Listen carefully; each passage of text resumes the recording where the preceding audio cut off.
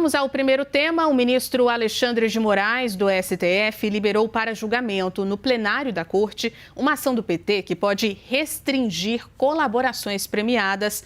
Apuração do nosso analista Matheus Teixeira. A decisão vem em meio a negociações do dono do Banco Master, Daniel Worcaro, para firmar um acordo de delação. Além disso, documentos da Receita Federal apontaram que o escritório da esposa de Moraes, Viviane Barsi, recebeu mais de 80 milhões de reais do Master entre 2024 e 2025. Os advogados não confirmaram as informações. A ação do PT está sob relatoria de Moraes e estava parada desde julho do ano passado. Nesse pedido apresentado ao Supremo, o partido afirma que a ação visa evitar delações que ofendem as garantias fundamentais individuais. Vamos ao debate. Muito boa noite. Bem-vindos. Ana Amélia Lemos. Limitar delação premiada é uma necessidade ou um exagero? Boa noite, Juliana. Boa noite, José Eduardo Cardoso. Boa noite aos nossos telespectadores do grande debate. Mais do que um exagero, é um retrocesso que vem por iniciativa de quem deveria se considerar impedido de manifestação sobre esta matéria. Exatamente pelas circunstâncias que você acaba de narrar, Juliana, do recebimento de, eu diria, pagamentos de consultoria por defesa ou por advocacia da esposa do ministro Alexandre de Moraes, por quem será investigado nessa delação, ou a figura central, o presidente do Banco Master, líder, maior acionista, o Daniel Worcaro. Então, essa decisão do próprio ministro que está relatando esse caso parece uma inadequada, inoportuna e cria mais problemas da dúvida sobre a atuação do próprio ministro Alexandre de Moraes. Aliás, a propósito disso, o presidente Lula chegou a dar recomendações ao, entre aspas, companheiro Moraes, para que ele se considerasse impedido em determinadas matérias. Claro, nesse caso, a iniciativa da limitação do alcance de uma delação foi uma proposta legislativa do PT, mas certamente numa circunstância diferenciada dessa que agora estamos vivendo, relacionada ao Banco Master, que muda todo o cenário jurídico brasileiro, o cenário institucional, dado o envolvimento que este empresário que se transformou em banqueiro conseguiu envolver a autoridade dos três poderes numa trama incrível, envolvendo sempre pagamentos de grandes somas de dinheiro, como se estivesse aí, e na aparência, comprando o apoio dessas autoridades num eventual caso de problema que ele tem, como está agora. Está sob intervenção, o banco vendo todo o que aconteceu, uma situação escandalosa, um prejuízo enorme, dúvidas foram levantadas sobre a atuação do Banco Central, sobre todas as instituições que operaram nisso, e aí o governo teve que dar explicações, porque o próprio Worcaro esteve, inclusive, no Palácio do Planalto, falando com o presidente da República. Claro, foi explicado, foi transferido, a agenda estava aberta, tudo bem. Agora, o ministro Alexandre de Moraes tentar restringir uma delação do principal personagem para impedir a ter provas sobre esse processo tão rumoroso, realmente a sociedade não consegue entender. Por maior que seja a boa vontade delas em relação à Suprema Corte. E ela hoje não existe. Essa boa vontade, sinceramente, não existe, exatamente por essas atitudes tomadas, especialmente pelo ministro Alexandre de Moraes. Cardoso, muito bem-vindo. Boa noite. A mesma pergunta. Limitar delação premiada é uma necessidade no Brasil ou um exagero? Olá, Juliana. Olá, Ana. Olha, essa pergunta eu respondo com muita tranquilidade e, de certa forma, talvez até com grande isenção. Porque a lei que disciplina a delação premiada tem alguns subscritores, e eu sou um deles. Eu era ministro da Justiça na época. Agora, eu já falei muitas vezes, antes mesmo de tudo isso estar acontecendo agora com o Banco Master, que naquele momento em que essa lei foi aprovada, nem nós do Executivo, nem os parlamentares sabiam o mau uso que se daria posteriormente para a delação. Por quê? Porque o texto ficou realmente muito aberto. No fundo, nós fomos um pouco ingênuos, eu acho, mas eu não diria ingenuidade, né? Porque a ingenuidade ela se configura num momento em que eu tinha informações e percepções que efetivamente mostravam que eu estava agindo mal. Mas a vida nos mostrou que não era bem assim que nós achávamos que deveria ser, que houve abuso. A Lava Jato foi um show de abusos, um show de abusividades, né? Com delações, em que pessoas eram colocadas no cárcere e se dizia ou você fala o que eu quero ou ficará preso. E aí no momento em que ela falava, vai embora, você sai. Mas tinha que falar aquilo que o investigador queria ouvir. Um desastre, um horror. Então isso ficou muito claro que era necessário, não é nem limitar, é delimitar o campo de como se faz, de regras, de pressupostos, para que seja algo sério. A delação premiada, para quem defende, é algo que deve ser tratado com seriedade, não como um elemento de arbítrio por parte daquele que investiga. Então, quando o Partido dos Trabalhadores propõe esta ação, o propósito me parecia muito correto. Eu que assinei a lei que estava sendo justamente objeto de uma busca de uma interpretação. Claro. Ora, diante deste quadro, acho rigorosamente necessário dar-se uma interpretação conforme a esta lei, como dizem os juristas, para regular a boa aplicação desse Instituto da Delação Premiada com base nos direitos fundamentais, com base nos direitos da Constituição. Isto é necessário, sim. Onde está o problema? Que é um problema que são suposições que devem ser consideradas. O problema é o momento em que isso é colocado. O processo não é que o processo está parado. Quando o relator ele conclui a análise, você tem toda uma tramitação.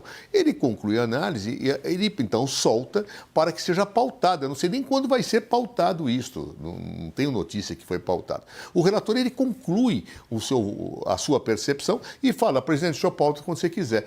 Isso está dentro da normalidade do Supremo Tribunal Federal, o período de ter sido o ano passado, que vai à conclusão, como nós chamamos, para que o relator elabore o seu voto, é normal. O problema é que nesta conjuntura, quando se libera este voto, que nós não sabemos nem qual é, pode ser que Alexandre de Moraes fale, não tem que limitar nada. Olha só que coisa curiosa. Se ele falar que não tem que limitar nada na delação, claro, como é que fica toda essa especulação colocada nesse momento? Mas mais que isto, pelo que eu me lembro desta ação, ela não poderia infirmar minimamente o que está sendo feito hoje na delação. Ela vai colocar parâmetros. Claro, não vai dizer, olha, o Vorcaro não pode acusar ministro do Supremo. Não é isso, não é disso que se trata. Então, acho que há toda uma fumaça que tem a ver, não com o mérito, porque é muito correto você colocar parâmetros interpretativos no que pode e no que não pode ser feito numa delação, no procedimento que deve ser seguido e o que não deve ser seguido. É muito correto. O problema é o momento, né? É a conjuntura, em que eu não sei nem o voto do ministro Alexandre de Moraes. E se ele votou pela inadmissibilidade da ação, por exemplo? Que não vale a ação. Eu já estou supondo, então, é a suposição da suposição, que o voto dele é para limitar e que ele vai limitar em alto benefício com a delação do Vorcaro. Gente, isso é obviamente de uma conjectura que extravasa a realidade, não é possível. Claro, claro, eu entendo, no momento em que isso acontece, se alguém poderia pensar isso, mas nós não sabemos qual é o voto dele. E mais ainda, o objeto desta ação não é, se for julgada procedente, pelo que eu me lembro, suficiente para infirmar absolutamente nada na delação que está sendo, neste momento, negociada e que nem se sabe ainda se vai ser concluída do Daniel Vorcaro. Então, nós estamos com um problema epidérmico no Brasil hoje, que qualquer coisa já vira associação de uma grande confusão. Nós não sabemos o conteúdo, eu não sei. Primeiro, se vai haver delação do Vorcaro, se houver delação, se ela vai ser homologada, e se ela for homologada, em que medida esta ação vai influenciar este resultado? Eu acho que vai ser muito pouco ou quase nada, e eu não sei nem o que é o voto que o Alexandre de Moraes terá sobre tudo isto.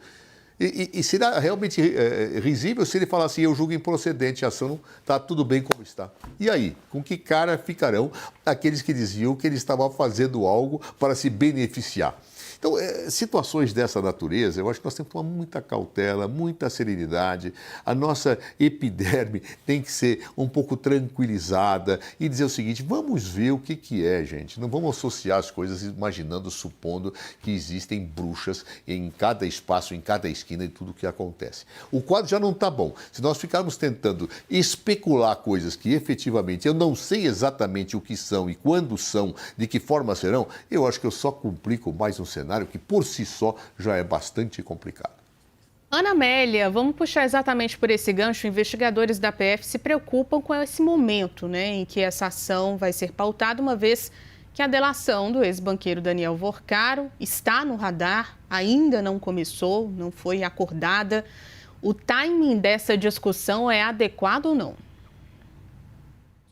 Olha, aí exatamente tem toda a razão a Polícia Federal de estar preocupada, que é a instituição que até agora, como instituição de Estado, vem trabalhando adequadamente. O problema é que as informações hoje, numa rede que você tem de impossibilidade de manter segredo guardado, é de você não ter o que o ministro Alexandre de Moraes se assusta muito, os tais vazamentos seletivos. E o que quer dizer isso? Claro, que estaria a imprensa cuidando só de ver aquele vazamento que é para atacar o ministro Alexandre de Moraes. Eu estou indo para o exagero da interpretação, mas é aquilo que se sabe. Então, tentar limitar a ação, não só da delação premiada do indicado, veja, a circunstância que ela foi proposta pelo PT foi em reação à Lava Jato, portanto, tinha a ver com o desempenho de juízes que, na visão do PT, agora é a mesma coisa.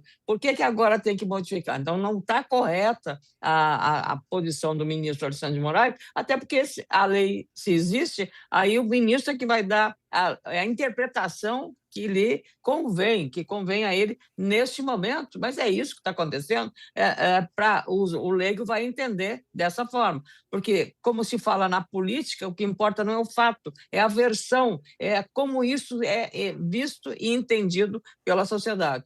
Então, essa mudança no critério cria também uma desconfiança sobre o trabalho que a Polícia Federal vem fazendo com muita competência e com muito rigor, e isso tem dado uma contribuição muito clara para desvendar exatamente todos os meandros, todos aqueles escaninhos escuros desse processo Banco Master, e daí também o empenho que está o governo, especialmente, de não criar uma CPI para o Banco Master. Então, esse é outro medo que o governo está tendo em relação ao envolvimento que agora gente de todas as áreas políticos e ideológicas estão também envolvidas. Então, é um escândalo exatamente grande demais, porque ele está pegando todos os aspectos políticos e autoridades de todos os poderes. Então, realmente, essa limitação da delação, ela pode ter uma tentativa de proteger, mas pode ir lá prejudicar o trabalho que a Polícia Federal vem fazendo com tanto empenho e com tanta tecnologia, dispondo aí de recuperar gravações de conversas de Vorcaro com pessoas da área empresarial ou de outros setores. Então, isso é o que tem que preocupar. O que preocupa a sociedade é exatamente isso, é você fragilizar a instituição que vem fazendo o dever de casa. O Banco Central já deu as informações, já prestou os esclarecimentos necessários, porque é a instituição fiscalizadora, e aí também está se discutindo agora a eficácia de CVM, do próprio Banco Central, que coisas terão que ser feitas para prevenir o país de um escândalo tão grande, tão, eu diria, de proporções globais como esse do Banco Master aqui no Brasil, minha cara Juliana. Cardoso, mesma pergunta. Se você já estava falando sobre isso, o timing dessa discussão é adequado? Esse é o único problema. Porque vamos fazer perguntas objetivas. Em primeiro lugar, alguém tem alguma dúvida que foram feitos muitos arbítrios com base na delação premiada num tudo passado recente, inclusive na Lava Jato? Eu não tenho nenhuma dúvida. É óbvio que houve arbítrio, é indiscutível. Então é necessário uma mudança? Sim, é necessário. Todo mundo vai concordar com qualquer mudança limitadora do arbítrio? Não. Os investigadores adoram não ter parâmetros. Em geral, nós temos dentro de algumas pessoas um Torquemada, aquele inquisidor. Ele não quer ter parâmetro, ele não quer ter limite, ele pode tudo, ele é o dono da verdade, ele pode dizer que o investigado deve dizer aquilo que ele quer, senão ele não faz, ele prende, ele arrebenta. Bem, é possível que muitas pessoas não gostem de limites, mas quem defende direitos fundamentais e que a verdade ela exige que certas situações sejam respeitadas, justamente para que a verdade seja coletada dentro de padrões de segurança de que realmente é uma verdade, vai dizer, não, precisa de limite. Ok, pergunta 1, precisa de limite? Precisa. 2, a delação de Ivo Carlos está concluída? Não, não está. Vai ser concluída? Não sei. É possível que a negociação não dê em nada, como várias delações não dão em nada. E se ela for concluída, vai ser homologada pelo Supremo Tribunal Federal? Não sei. Então, ou seja, eu estou supondo que vai ser limitada uma coisa que não está pronta e que eu não sei se vai ser pronta, se vai estar pronta. Terceiro, o Alexandre de Moraes vai advogar em causa própria neste voto? Eu não sei qual é o voto dele. E eu não sei nem como ele poderia advogar em causa própria, porque a delação não está concluída. Quarto, isto vai atingir a delação de Ivo Carlos? Eu não sei. Por quê? Porque ele liberou o voto. Quem vai pautar é a presidência do Supremo. Quando ele vai pautar este ano, depois da conclusão, e se for depois da conclusão da delação de Ivo Carlos, vai incidir, vai retroagir? Eu não sei. Então, percebam que é um conjunto de situações que levam as pessoas a verem fantasmas que até me surpreendem. Porque eu acho que é necessário, mas a partir daí, uma delação que não está concluída vai ensejar por um voto que eu não sei, uma limitação para beneficiar daquele que não sabe se o momento em que vai ser votado vai ser ajudado por aquilo que ele votou. Francamente, meu Deus do céu, isto é como querer ver sombras onde elas não existem. Mas nós já temos tanta problema na realidade, nós vamos ver sombras onde elas não existem. Quando elas aparecerem, nós vamos dizer, olha o voto do Moraes foi errado, hein? Ele se beneficiou disso. Mas é possível que não seja nada disso, que nem incida sobre a delação de Ivo Carlos, que pode não existir, e se existir, aquilo que for decidido não retroaja, porque vai ser um ato jurídico perfeito no momento em que for julgado. Então, olha, francamente, que confusão que nós estamos fazendo com uma realidade que já é confusa em si. Por que nós vamos confundir mais as coisas, vendo sombras onde elas não existem?